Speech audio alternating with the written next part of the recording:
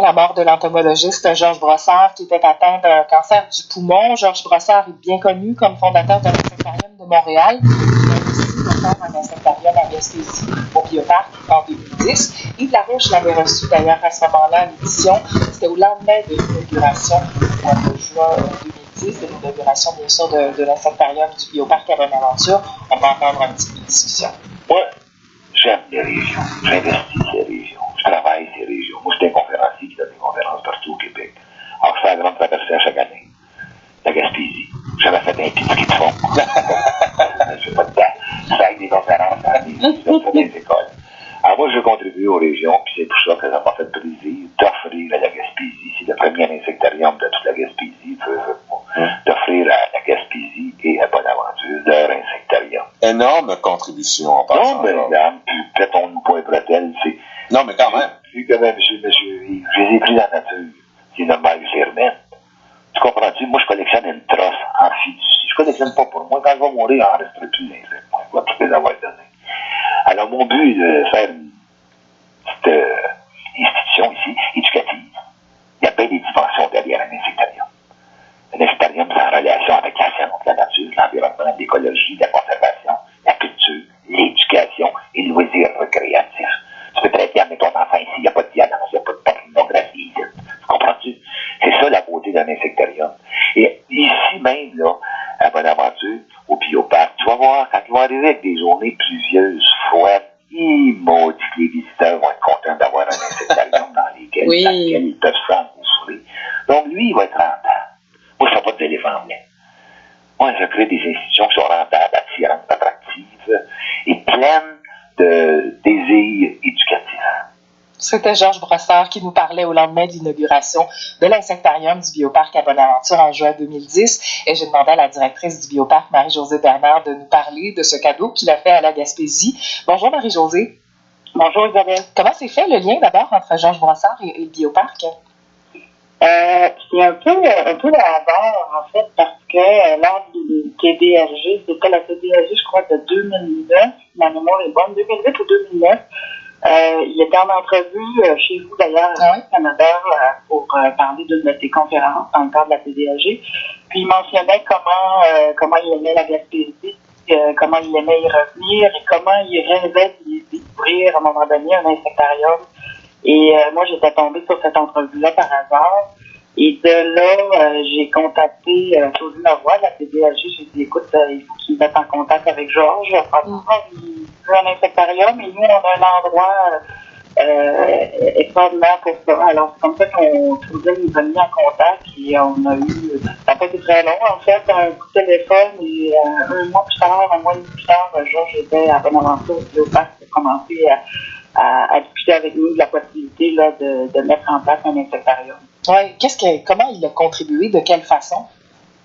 En fait, il nous a vraiment, je dirais, dans un premier temps, vendu le projet d'avoir une exposition sur les insectes, une exposition autant vivante que statique, c'est-à-dire de montrer les plus beaux, les plus gros, les plus colorés des insectes de partout dans le monde et d'en avoir effectivement des vivants Et donc, à partir de là, après nous avoir vendu l'idée, il faut dire qu'on était un peu vendu d'avance.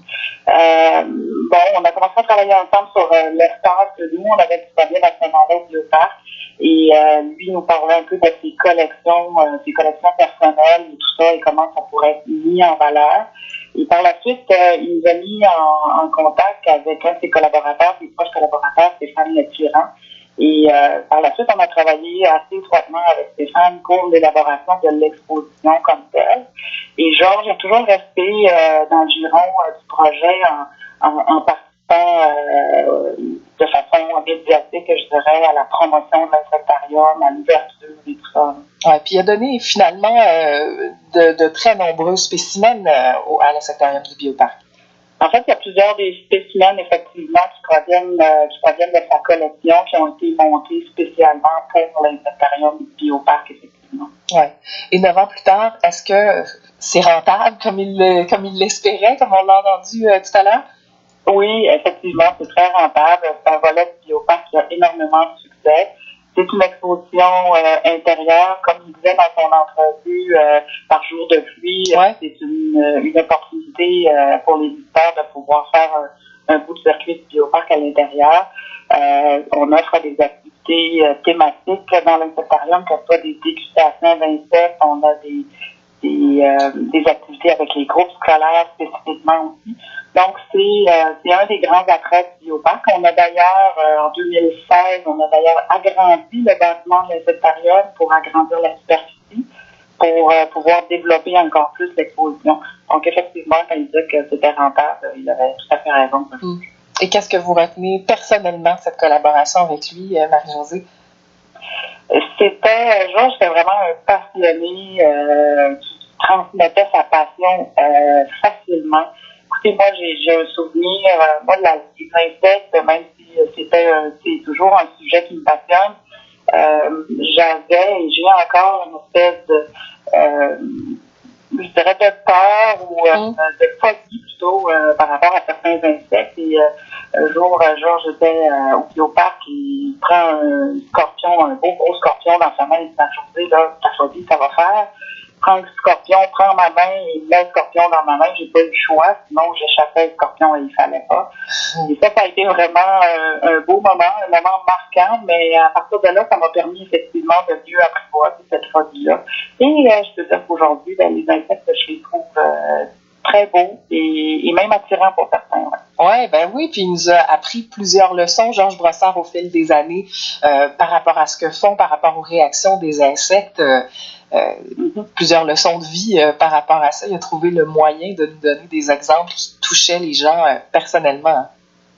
Effectivement. Puis lui, Georges, il n'était pas question, un insecte, c'est pas un insecte, ça n'est pas une bébite. Si on parlait de bébite devant lui, c'était presque une insulte. Il nous rappelait à l'ordre de dire que ce ne sont pas des bébites, ce sont des insectes, c'est des mygales, c'est des scorpions, c'est des phasmes. Alors, il fallait les nommer par leur nom, finalement.